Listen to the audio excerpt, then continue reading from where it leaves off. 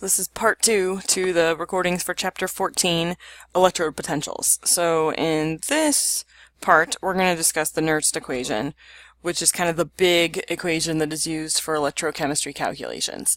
So back when we were doing buffers, the Henderson-Hasselbalch equation was kind of like our major equation that we used. So the Nernst equation is kind of electrochem's version of the Henderson-Hasselbalch equation. So this Nernst equation, what its job, why we use it. On the last, in part 1, on the last video, we can determine the standard potential between two half cells, so between two beakers, if we take the cathode minus the anode, as long as they're under standard conditions. Well, most of the time we're not under standard conditions. So standard conditions in electrochemistry mean 25 degrees Celsius, which isn't too bad. The concentrations are all 1 molar, or more accurately, 1 activity. And then if it's a gas, it would be 1 bar. So we typically don't have everything 1 molar. So we have to use this Nernst equation to adjust for not being under standard conditions. So when we're using the Nernst equation this semester, we're going to use the Nernst equation to calculate the potential of the cathode, the potential of the anode, and then we'll subtract the two to see what the voltmeter, the potentiometer, what the data value would be.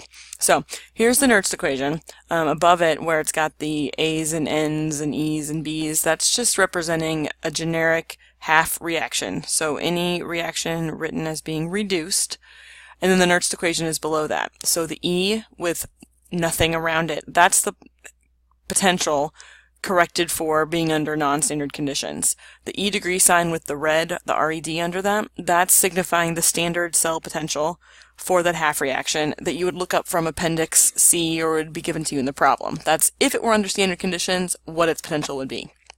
The 0.05916 is a constant. We'll talk on the next slide where that comes from. The lowercase n stands for the number of moles of electrons, which will come from the coefficient of the balanced half reaction.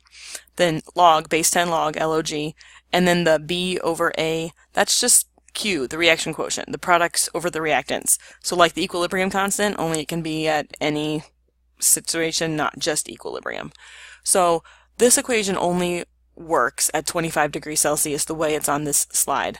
So on the next slide I'll show you what happens if it's not 25 degrees Celsius.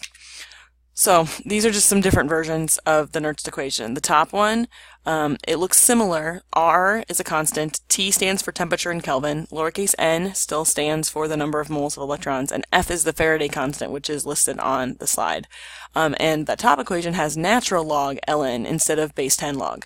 The bottom equation is the one that I used, and then I substituted in R and F and 298 Kelvin for 25 degrees Celsius into that equation, and that's where the 0.05916 number came from the last slide, was just me plugging in those constants. That's why that previous equation only works at 25 degrees Celsius.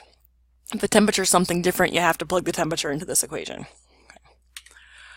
So, since we're going to use the Nernst equation to solve for each beaker, the cathode and the anode, the notation that we're going to use, the potential with a plus sign subscript, so E plus, is going to stand for the cathode. That's the one that's got the most positive potential. The electrons are moving towards that. The E minus is the symbol for the potential of the anode, and so it's the most negative potential of the two, so the electrons are flowing from the anode to the cathode. And then in order to get the number that we would see on the voltmeter, so what, or the potentiometer, the instrument that we're using, we would just subtract the cathode minus the anode number. Okay, so our textbook made a lovely set of steps for us to follow if we need to determine the cell potential for something under non-standard conditions, and I need to do it for both beakers, the cathode and the anode, and then kind of put it all together. So the first step says to just take the two reactions that are happening in the cathode and the anode, write them as reduction half reactions, even though we know one of them will be reduced and one of them will be oxidized, and then look up their standard reduction potential from Appendix C. If it's a test question, I would give it to you. If it's a sapling question, you might have to look it up in Appendix C. If when you look up the half reaction in Appendix C, it has different coefficients than the half reaction in the problem. So let's say in the problem it's a 1 to 1 to 1 mole ratio. In the back of the book it's a 2 to 2 to 2 mole ratio. Do not multiply the cell potential or I guess in that case, divide the cell potential by the coefficient. Potential is an intensive property, which means it doesn't matter how much of it you have, you get the same result. So if you change the coefficients, it does not matter as long as the chemical species are the same. So if you're starting with iron plus 2 and going to iron 0, it doesn't matter if you have 3 iron plus 2s and 3 iron 0s, 17 iron plus 2s, 17 iron 0s, you would have the same potential. So when you look it up from the appendix, don't ever change that number, just use it. Next step is to calculate the Nernst equation for the cathode, the E+, the most positive cell potential. So you're going to know which one is the E+, because when you look up the numbers in the first step from the appendix, whichever number is the most positive number, that half reaction is the one that goes in the E+. And then you're going to do the same thing for the E-. And you're going to know which chemical goes in the E- because when you look them up in Appendix C, whichever number is the most negative, that's the half reaction for E-. Then you're going to subtract the cathode from the anode, the positive from the negative. And then if you want to write the balanced equation, you would take the E- equation, the one that was oxidized, and actually flip the equation, since step 1 said to write them both as being reduced. Well, the E- is actually being oxidized, so if you flip it and then add them together, that will actually give you what the balanced chemical equation looks like. So we're going to practice going through these steps, but first just a couple more reminders. So the way you figure out which one is E+ and which one is E-, when you look up the standard cell potentials, the one that is the most positive is going to be E+. The one that is the most negative will be E-. Because the electrons always go towards the most positive potential. So the electrons always move from the anode to the cathode, from the minus to the plus. If you assigned them incorrectly, if you picked the wrong element for plus, like it was supposed to go to minus, you put it on plus. When you finish your steps, when you do your E+ minus E-, as long as your answer is positive, you identified them correctly. If you get a negative number for your overall potential, you flip-flopped them, because unless the question is specifically talking about electrolysis, where we're adding electrons, our cell potentials are going to be positive numbers. So if you get a negative number for your final answer, flip-flop which element is plus and which element is minus, and then just keep going. So in the textbook, and even in these slides, there's been some mention about left and right. The left and the right is just talking about the order in which the beakers are placed when we're doing a galvanic cell reaction. I think it's silly to say left and right in this situation, because you can put down the beakers in whichever order you want. The electrons are always going to move towards whichever beaker has the most positive potential, so towards the cathode. You could decide to put the cathode on the right or on the left. It doesn't matter. The electrons are going to move towards the cathode. But electrochemists, if they had their way, everyone would always set up a galvanic cell the way it is on the top in this picture, where the electrons are moving from the left to the right, where they put the cathode on the right and the anode on the left. But the one on the bottom, all they did was flip-flop the order of the beakers. It still happens. The electrons just go in a different direction. The way you know which direction the electrons go, they're going to go towards the most positive electrode, the one with the most positive cell potential. That's how we know which direction they'll flow. Okay, so here's our example. We're just going to practice using the Nernst equation, going through all those steps.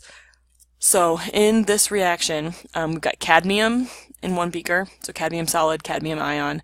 The cadmium ion is a 0.010 molarity solution, so we're definitely not at standard conditions, because standard conditions would be 1 molar. The other beaker has silver ion at a 0.5 molar solution, also not at standard conditions, and then silver metal. The two reactions written right below that, those are just the half reactions I took from Appendix C. So I just looked up these two chemicals in Appendix C, took it was in the appendix, and plopped it down right there. So those are the standard reduction potentials for each of these. So step 1 said to write the two half reactions like they're being reduced and look up their numbers from the appendix. Well, I did that. That's what's going on. Sorry, looking for my pen right here. Okay. That's what's going on here. Like this, all of this is step 1. Okay. Step 2 said write the Nernst equation for E+. So I am going to identify silver as the chemical that's going to be my E+, and I did that because of these two numbers. Silver is the most positive. Cadmium will be my E-. because its reduction potential is most negative. Oh, this is just beautiful handwriting. Okay, so it doesn't super matter the order, but I'm going to do E plus first. So again, just to remind you what the Nernst equation is, we're going to take the standard potential, so the number from up there. The equation is minus 0.05916 over n times the log of Q, which is products over reactants. So I'm just going to apply this now for silver. So E plus. So the standard cell potential for silver is 0.799 volts minus 0.05916 over n. Where you're going to get n is you're going to come back up here and look at the equation. Whatever the coefficient is in front of the electron, that is n, so 1. And then it'll be log of products over reactants. So you're looking at this, the half reaction, to figure out products over reactants. So the product is silver solid. So in terms of the reaction quotient, think of it just like you do equilibrium concentrations. Solids and liquids are 1. So 1 over, then the silver ion molarity. So now I'm just going to, I guess, plug the rest of this in. So 0.799 volts, that's glorious, minus 0.05916 over 1 times the log of 1 over, and then the silver molarity from above is 0.50. So take the log of 1 over 0.50, multiply it by 0.05916, take 0.799 minus all that, and what I got here is 0.781 volts. So that's E plus. Alright, so we just did step 2 on our list. So step 3, we're just going to do the same thing, but for the other half reaction. We need to do it for E minus. So E minus is going to be cadmium, because it has the most negative potential of these two. So it will be E degree sign minus 0.05916 over n times the log of Q. So for cadmium, the standard cell potential is negative 0.402 volts, 0.05916 over n, which is the coefficient up here in front of the electrons. So for cadmium, that'll be 2, times the log of the products, which is a solid, over the reactants, so cadmium. Electrons are not part of the Q expression.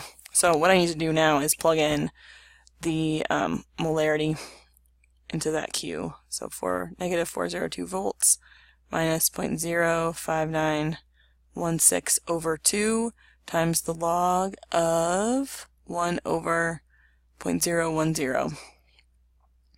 So I got negative 0.461 volts from that. So that's my E minus. Okay. So we've done step 1, step 2, step 3. Step 4 has us using our E plus and our E minus to solve for the overall cell potential. So I'm just going to rewrite the work we've done. So our E plus that we calculated from the Nernst equation for our cathode was 0.781 volts. Our E minus of cadmium from the anode was negative 0.461 volts. So to get my overall cell potential, you're always going to take E plus, subtract E minus. So 0.781 volts minus negative 0.461 volts. So I get 1.242 volts as the overall, bad. I'm going to rewrite 1.242 volts. I'll box it in. That's better. Okay, so that's what my voltmeter, my potentiometer would say if I had cadmium in one beaker, silver in the other, had the wires connecting it, had the salt bridge, all of that. This is what I would get as my potential difference. So the last step here, so we wrote both half reactions as reduction, looked up their cell potentials from the appendix, did the E plus Nernst equation, did the E minus Nernst equation, took E plus minus E minus to get the overall cell potential. The last step was to write the overall equation. So we identified cadmium as the E minus, okay, which means silver is actually going to happen the way it's written here. Silver will be reduced. It's the most positive number, it will happen this way. Cadmium will be oxidized, so it's actually going to happen in the reverse order. So cadmium solid will be the reactant and become cadmium ion and 2 electrons. So to write the balanced equation here, I would need to pretty much, this one doesn't happen like that. It happens the way I've written it down here. But and then I just need to add that to the E plus. The thing you gotta watch out for, in order to add them, the electrons need to cancel. Well, this half reaction has 2 electrons, this half reaction has 1 electron, so we would need to multiply the coefficients all by 2, so that way we'd have the same number of electrons. So the overall balanced equation, 2 silver ions, I don't know why I made that a Q, that's a silver, okay, plus 2 electrons, plus cadmium solid, so I'm just adding these two equations together. Then I have 2 silver, solid, cadmium ion, 2 electrons, so I can cancel out the electrons, and what's left, that's the balanced equation. So that's going through all 5 steps of the Nernst equation process.